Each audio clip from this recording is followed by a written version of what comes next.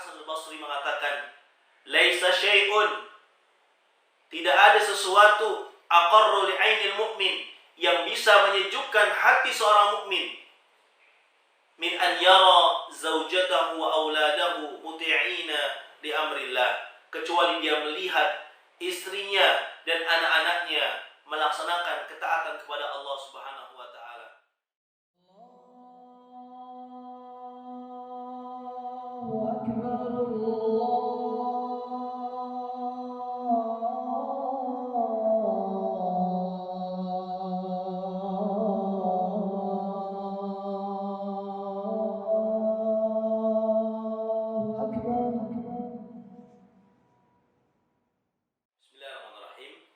Assalamualaikum warahmatullahi wabarakatuh. Alhamdulillahi rabbil alamin, wassalatu wassalamu ala asyrafil anbiya'i wal mursalin, nabiyina Muhammadin wa ala alihi wa sahbihi ajma'in. Amma ba'd. Ma'asyiral muslimin rahimakumullah. Hadirnya sang buah hati di tengah keluarga itu ibarat bintang di malam hari yang menjadi perhiasan langit. Demikianlah sang buah hati, sang anak yang hadir di tengah-tengah keluarga untuk perhiasan dunia. Oleh karenanya, sebuah keluarga tanpa anak akan terasa hampa, tidak memiliki arti. Demikianlah Allah Subhanahu wa taala katakan di dalam Al-Qur'an, "Al-malu wal banuna zinatul hayatid dunya wal baqiyatus salihatu khairun 'inda rabbika thawaba wa khairun amala." Harta dan anak-anak itu adalah perhiasan dunia, dan amalan-amalan yang kekal dan saleh itu lebih baik di sisi Allah Subhanahu wa taala dan lebih baik untuk menjadi harapan. Dengan demikian, hadirnya sang anak, sang buah hati di tengah keluarga juga bisa menjadi musuh bagi kita. Sebagaimana yang Allah Subhanahu wa taala peringatkan orang-orang yang beriman, "Ya ayyuhalladzina amanu inna min azwajikum wa auladikum aduwwan lakum fahdharuhum."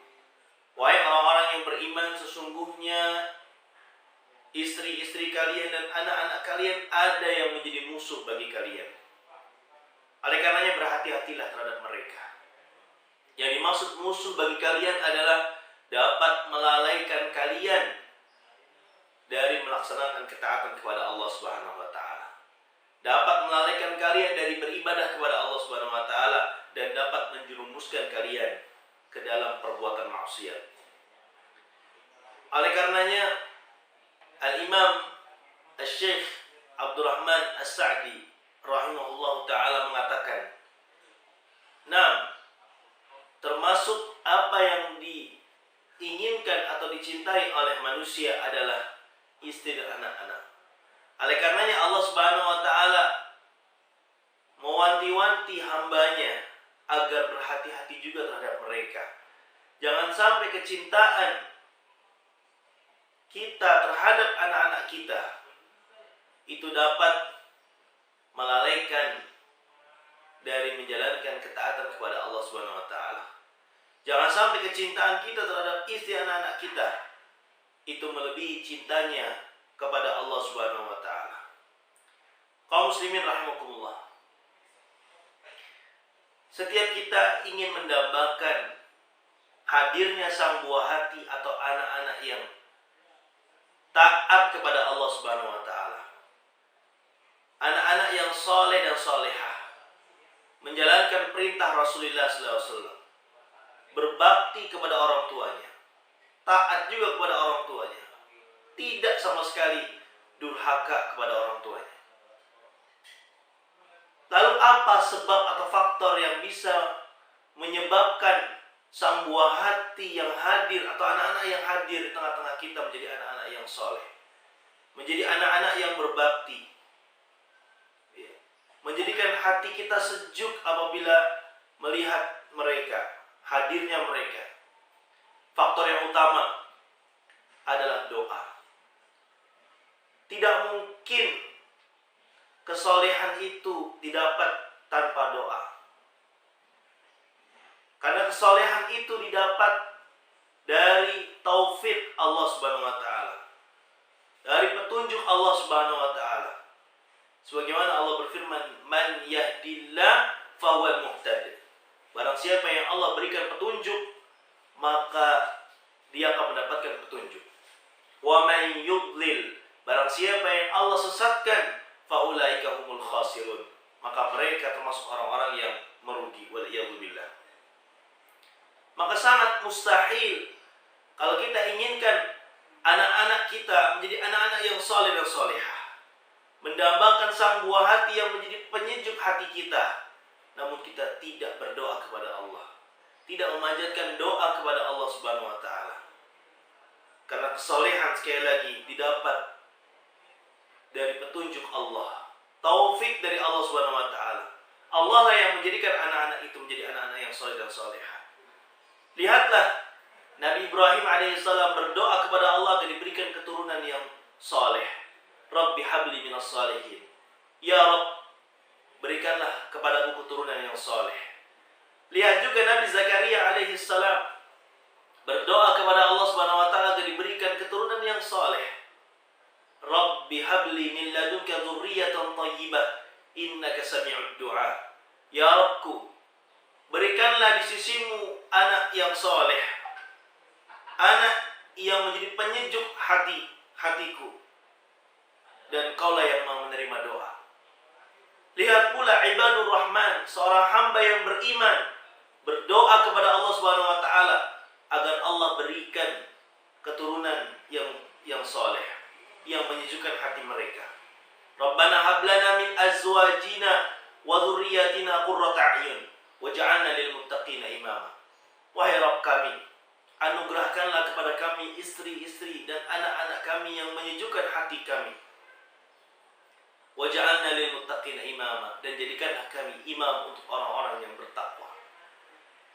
Inilah faktor utama yang menjadi sebab kesolehan anak-anak kita. Oleh karena itu jangan sepelekan doa. Jangan remehkan doa. Karena doa orang tua pasti dikabulkan oleh Allah Subhanahu wa taala untuk anak-anaknya.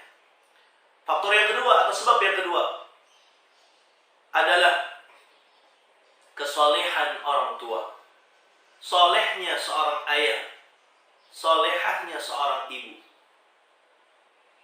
Perhatikanlah firman Allah Subhanahu wa taala dalam surat Al-Kahfi. Allah berfirman, "Wa ammal jidaru fakana lil ghulamaini yatimaini fil Madinah wa kana tahtahu kanzul lahumā wa kana abuhuma salihah."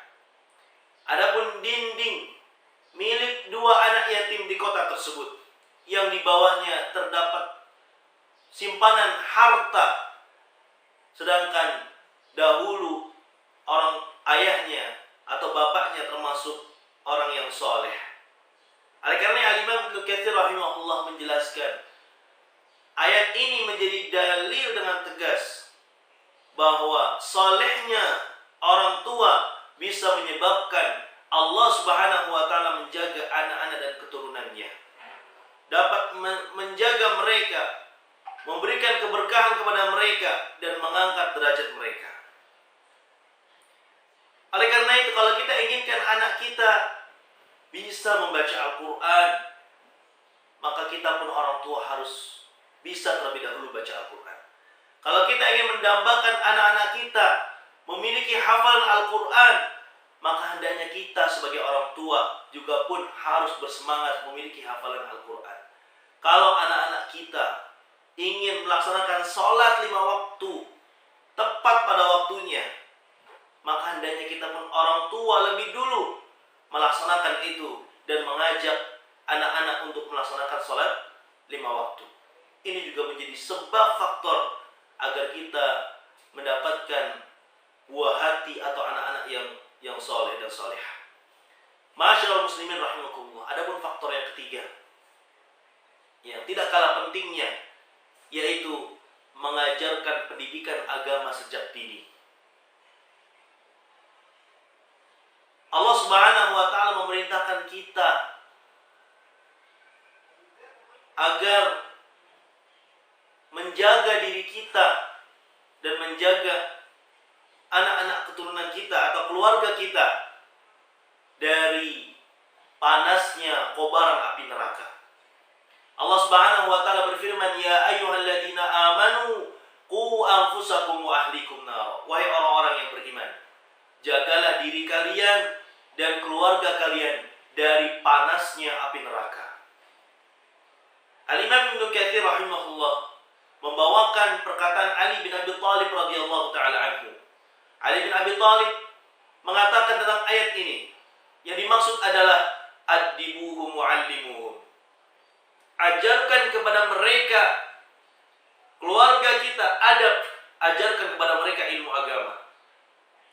Oleh karenanya Islam sebagaimana dicontohkan oleh Rasulullah SAW itu bagaimana mengajarkan pendidikan agama kepada anak-anak kecil, kepada anak-anak masih usia dini. Lihatlah bagaimana Rasulullah SAW memerintahkan para orang tua agar memerintahkan anak-anaknya untuk sholat sedangkan mereka berumur 7 tahun. Sebagaimana yang disebutkan oleh sahabat Amr bin Shu'aib dari bapaknya, dari kakeknya. Rasulullah SAW bersabda, "Muru auladakum bis salati wa hum abna 7 sinin." Ajarkanlah kepada mereka salat sedangkan mereka berumur 7 tahun. Wadribuhun, dan pukullah mereka ya sedangkan mereka berumur 10 tahun. Wa farriqu bainahum fil madaji'.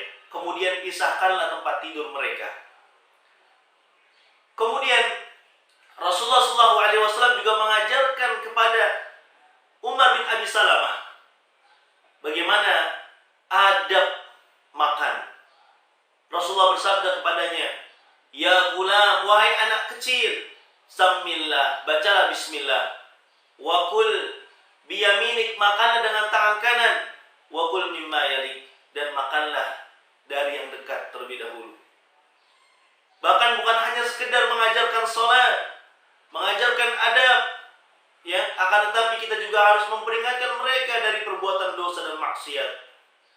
Memberitahu kepada mereka bahwa ini perbuatan maksiat, bahwa ini perbuatan dosa, bahwa ini perbuatan mungkar yang harus dihindari, yang harus ditinggalkan. Kita beritahu kepada mereka bahwa ini perbuatan ya dosa besar, ini perbuatan maksiat, hendaknya kamu tinggalkan perbuatan-perbuatan tersebut. Ma'asyiral muslimin rahimakumullah. Inilah 3 faktor sebab yang harus kita usahakan. Mudah-mudahan dengan 3 sebab dan faktor ini kita bisa berusaha berjuang agar sang buah hati atau anak-anak yang bersama kita menjadi anak-anak yang saleh dan salehah. Setiap kita ingin sekali hadir di tengah-tengah kita anak-anak yang saleh, anak-anak yang salehah, menjadi penyejuk hati kita.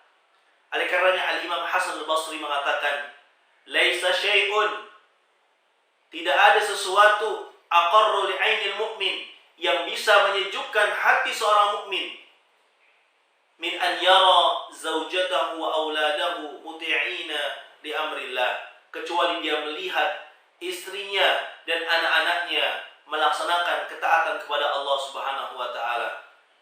Semoga Allah Subhanahu wa taala anugerahkan kepada kita anak-anak dan keturunan yang saleh yang menjalankan perintah Allah, mengikuti petunjuk Rasulullah dan berbakti kepada orang tuanya.